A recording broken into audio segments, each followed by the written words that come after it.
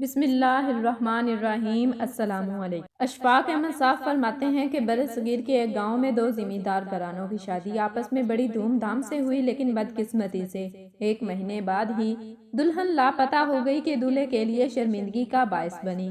کوئی کچھ کہتا تو کوئی اسے نامرد کہتا۔ بھگن گریوال سنگھ جو کہ مقامی ضلع اور گاؤں کا تھانے دار کہتا ہے کہ ایک خاوند میرے پاس آیا جس کی بیوی شادی کے 1 مہینہ بعد گم ہو گئی تھی۔ اس کے دل میں یقیناً غصہ بھی ہوگا، لیکن اس کے چہرے پر اس وقت شرمندگی تھی۔ وہ سوچتا ہوگا کہ سننے والے کیا کہیں گے کہ اس کی بیوی نے اس شخص کو اپنے قابل نہیں سمجھا تھا۔ میرے پاس تھانے میں جو آدمی رپورٹ دینے آئے تھے، ان میں ایک گمشدہ لڑکی کا خاوند، ایک خاوند کا باپ اور لڑکی کا باپ تھا۔ لڑکی کو لاپتہ ہوئے 2 دن گزر گئے تھے۔ لڑکی کی شادی اس کے خاوند کے ساتھ 1 مہینہ پہلے ہوئی تھی۔ وہ لوگ یہ کہہ رہے تھے کہ لڑکی اغوا ہوئی ہے۔ جب میں نے پوچھا کہ لڑکی کو کس نے اغوا کیا ہے تو انہوں نے کہا کہ ان کو یہ تو معلوم نہیں، پر لڑکی اغوا ہی ہوئی ہے۔ میں نے کہا کہ آپ کو کسی پر شک تو ہوگا۔ تب بھی انہوں نے کہا کہ شک بھی کسی پر نہیں ہے۔ گاؤں اتنا چھوٹا بھی نہیں تھا اور اتنا بڑا بھی نہیں تھا۔ زیادہ تر آبادی مسلمانوں کی تھی، کچھ سکھ اور ہندو بھی اس گاؤں میں آباد تھے۔ یہ لوگ جن کی بہو لاپتہ ہو گئی تھی ایک مسلمان اور خوشحال زمیندار گھرانہ تھا۔ لڑکی والے بھی انہی کے ٹکر کے ہم پلہ لوگ تھے۔ میں نے لڑکی کے سسر سے پوچھا کہ لڑکی لاپتہ کس طرح ہوئی ہے تو انہوں نے بتایا کہ لڑکی کے سسرال کا مکان ایک کشادہ حویلی ہے، صحن کے 2 برآمدے ہیں۔ رات کو لڑکی جس کا نام عابدہ اور اس کے شوہر کا نام مظہر ایک برآمدے میں سوتے تھے۔ گمشدگی کی رات بھی دونوں میاں بیوی اسی برآمدے میں سوئے ہوئے تھے۔ گھر کے باقی افراد دوسرے برآمدے میں سوتے تھے۔ صبح منہ اندھیرے عابدہ کے سسر اور ساس اٹھے اور روز اسی وقت اٹھا کرتے تھے اور بھینسوں کا دودھ دوتے تھے۔ اس روز بھی وہ منہ اندھیرے اٹھے تو دیکھا کہ ڈیوری کا دروازہ کھلا ہوا تھا، ساس سسر کے سوا۔ اتنے سویرے کوئی اور نہیں اٹھا کرتا تھا۔ سسر نے اندر جا کر دیکھا تو اس کی بہو عابدہ اپنے بستر پر نہیں تھی۔ سسر نے اپنی بیوی کو بتایا۔ انہوں نے کچھ انتظار کیا لیکن عابدہ واپس نہ آئی اور صبح ہو گئی۔ ان کے ذہن میں یہ سوال گزرا کہ کہیں وہ پیشاب کرنے فصلوں میں گئی ہوگی، لیکن یہ بھی خیال تھا کہ وہ بتا کر جاتی ہے۔ پھر سورج نکل آیا مگر عابدہ واپس نہ آئی۔ عابدہ کا میکہ گاؤں سے 3 میل دور تھا۔ وہاں جا کر پوچھا تو انہوں نے کہا عابدہ ادھر نہیں آئی۔ کسی کو بھی سمجھ نہیں آ رہا تھا کہ کہاں جا کر عابدہ کو ڈھونڈیں۔ 3-4 گھروں میں جا کر دیکھا۔ سارا دن انہوں نے عابدہ کے انتظار میں گزار دیا مگر عابدہ واپس نہ آئی۔ رات کو عابدہ کا باپ اور سسر اپنے پیر کے پاس چلے گئے۔ پیر نے اپنا حساب کتاب دیکھا اور بتایا کہ لڑکی دور نکل گئی ہے لیکن واپس آ جائے گی، پر بہت زور لگانا پڑے گا، بڑی سخت پڑھائی کرنی پڑے گی۔ پیر نے ان کو 1 مٹھی کالے ماش، اس سے آدھی مقدار سفید نمک پسا ہوا، 1 انڈا اور کچھ اوٹ پٹانگ چیزیں لانے کو کہا، جس میں سب سے مہنگی 1 کالے بکرے کی سری تھی۔ وہ لوگ یہ ساری چیزیں اپنے پیر کو دے آئے۔ پیر نے کہا کہ کل شام تک لڑکی خود اڑتی ہوئی آئے گی۔ عابدہ کے باپ اور سسر نے پیر کو ڈبل نذرانہ پیش کیا اور اپنے پیر سے یہ بھی کہا کہ لڑکی اگر کل شام سے پہلے واپس آ جائے تو وہ پیر کی جھولی پیسوں سے بھر دیں گے۔ عابدہ کے باپ نے پیر کو ایک جرمن نسل کا گھوڑا دینے کا بھی وعدہ کیا۔ ان لوگوں نے عابدہ کی گمشدگی کو چھپانے کی بہت کوشش کی، لیکن دیہاتوں میں کسی کا پردہ نہیں رہ سکتا۔ گاؤں کے ایک سکھ کو بھی پتہ چل گیا کہ یہ لوگ لڑکی کی واپسی کے لیے پیر کے پاس گئے تھے۔ سکھ نے ان لوگوں کو کہا کہ اے بے وقوفو، پولیس کے پاس جاؤ۔ یہ پیر لوگ لڑکیاں اغوا تو کرا سکتے ہیں مگر اغوا ہو جانے والی لڑکی واپس نہیں لا سکتے۔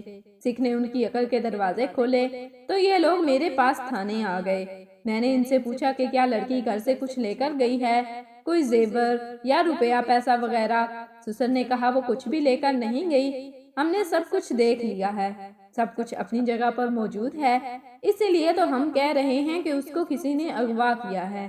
میں نے پوچھا آپ کے کسی کے ساتھ کوئی بھی کسی قسم کی دشمنی؟ سسر نے کہا نہیں جی، چھوٹے موٹے لڑائی جھگڑے تو ہو ہی جاتے ہیں، پر قتل اور اغوا والی دشمنی کسی کے ساتھ نہیں ہے۔ میں نے عابدہ کے خاوند سے کہا تم بتاؤ، تم سوئے ہوئے تھے یا مرے ہوئے تھے؟ اغوا کاروں نے جب لڑکی کو اٹھایا ہوگا تو لڑکی نے ذرا سی آواز تو نکالی ہوگی، کوئی شور تو پیدا ہوا ہوگا۔ وہ زندہ سلامت ایک لڑکی تھی، کوئی لکڑی تو نہیں تھی کہ کوئی آیا اور اٹھا کر لے گیا۔ خاوند نے کہا مجھ کو کچھ پتا نہیں وہ کس طرح کہاں گئی۔ میں نے کہا تو پھر میں تم سب کو یہ بتا دوں کہ لڑکی اغوا نہیں ہوئی، وہ خود گئی ہے۔ اگر تم لوگوں کو یہ پوچھوں کہ لڑکی کا چال چلن کیسا تھا تو تم سب یہی کہو گے کہ وہ پاک صاف لڑکی تھی۔ اب تم بتاؤ، تم میں سے سچ کون بولے گا؟ میں نے تینوں کی طرف دیکھا لیکن کسی نے بھی کوئی جواب نہ دیا۔ پھر عابدہ کا سسر بولا، جناب ہم تو یہی کہیں گے کہ لڑکی ایسی نہیں تھی، وہ بالکل چپ چاپ سی لڑکی تھی۔ آپ بے شک کسی اور سے پوچھ لیں، انہوں نے 2 دن ضائع کر دیے تھے، اس لیے یہ معلوم کرنا ناممکن ہو گیا تھا کہ لڑکی خود گئی ہے یا اٹھائی گئی ہے۔ میں نے عابدہ کے سسر سے کہا کہ تم نے اپنے پیر کو بتایا نہیں کہ لڑکی شام تک واپس نہیں آئی؟ عابدہ کے سسر نے کہا، بتایا تھا جی، پیر جی کہتے ہیں کہ لڑکی پر بڑے ہی سخت تعویذ دیے گئے ہیں، واپس آ جائے گی مگر بہت دن لگ جائیں گے۔ میں عابدہ کے سسر خاوند اور باپ کے ساتھ عابدہ کے سسرال چلا گیا۔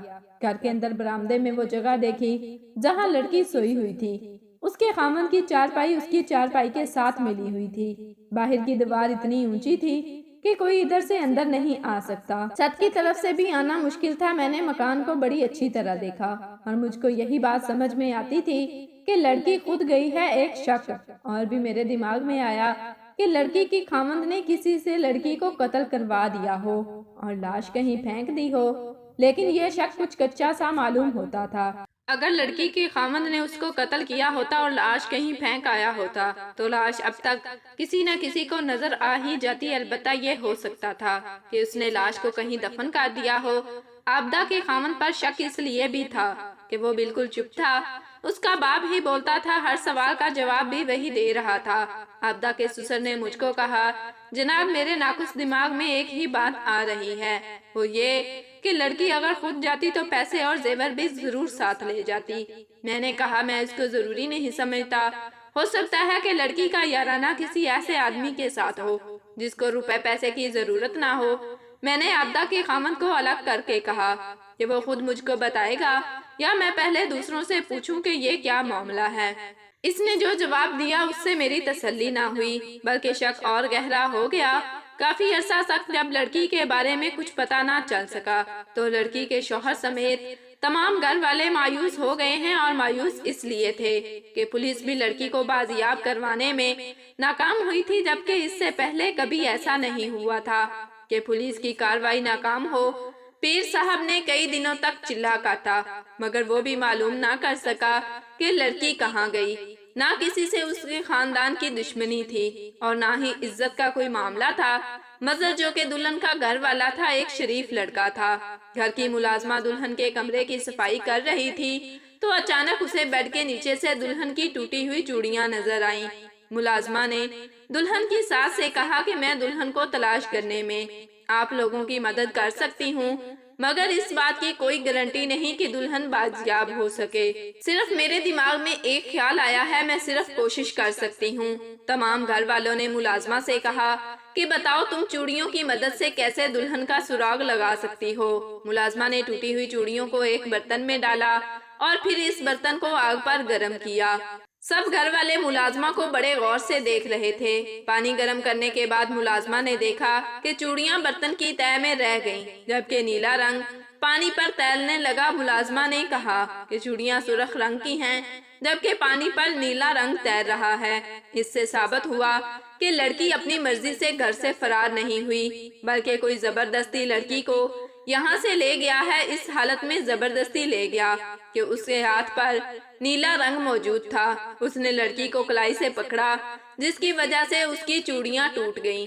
مظہر کے دماغ میں خیال آیا کہ فلاں رنگ ساز جو گاؤں کی مسجد کی رنگ سازی کر رہا تھا وہ بھی کافی عرصے سے غائب ہے، ہو سکتا ہے اس کا میری بیوی کے اغوا سے کوئی تعلق ہو۔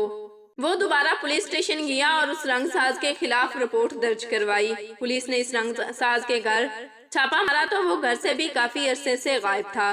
اب پولیس کا شک یقین میں بدل چکا تھا کیونکہ جس دن سے مظہر کی دلہن غائب تھی اس دن سے ہی یہ رنگ ساز بھی غائب تھا۔ اس رنگ ساز کے شاگرد نے بتایا کہ استاد کا دوسرا گھر بٹنڈا میں ہے، جس جگہ پولیس نے اچانک چھاپا مارا اور رنگ ساز کو پکڑ لیا گیا۔ جسمانی ریمانڈ کی گئی تو اس نے لڑکی کا ٹھکانہ بتایا جہاں اس نے مظہر کی بیوی کو چھپا رکھا تھا۔ بھوکی پیاسی لڑکی کال کوٹری میں زندگی کی آخری سانسیں لے رہی تھی اور اگر مزید کچھ گھنٹے یا دن دیر ہو جاتی تو جان سے چلی جاتی۔ رنگ ساز سے پوچھا گیا کہ تم نے مظہر کی بیوی کو اغوا کیوں کیا، جس پر اس نے بتایا کہ میں نے مظہر کی حویلی میں رنگ سازی کی تھی۔ 1 مہینے تک کام جاری رہا مگر اس نے مجھے آدھی اجرت دی، باقی پیسے مانگے تو مجھے دھکے دے کر گھر سے نکالا تھا۔ اس نے جو مجھے باتیں سنائی وہ الگ اور حق پر ہوتے ہوئے۔ محنت مزدوری کے پیسے مانگنے کی وجہ سے سارے گاؤں کے سامنے میں شرمندہ ہو گیا۔ اس دن سے میں نے سوچ لیا تھا کہ میں مظہر کی خوشیوں میں رکاوٹ بنوں گا۔ کچھ سمجھ نہ آیا تو اس کی بیوی کو اغوا کر لیا۔ رنگ ساز کو پولیس پکڑ کر لے گئی جبکہ مظہر نے باقی کی رقم رنگ ساز کے والدہ کو ادا کر دی اور اپنی غلطی کا بھی احساس ہوا، لیکن وہ یہ نہیں جانتا تھا کہ رنگ ساز اس حد تک قدم بڑھائے گا۔ کچھ عرصہ بعد اس نے رنگ ساز کو جیل سے رہا کروایا اور آئندہ لین دین کے معاملے کے کسی سے زیادتی نہ کرنے اور اشفاق صاحب فرماتے ہیں کہ بندوں کا آپس کا لین دین ہمیشہ خوش اسلوبی سے ادا کرنا چاہیے، کیونکہ اللہ تعالیٰ بھی حقوق العباد میں کسی پر رعایت نہیں کرتے، اس لیے حقوق العباد کی دنیا اور آخرت دونوں میں پوچھ گچھ ہوگی۔ آپ سے گزارش ہے کہ ہمارے چینل کو شیئر، سبسکرائب اور لائک کریں۔ کمنٹ باکس میں اپنی رائے کا اظہار ضرور کریں۔ جزاک اللہ۔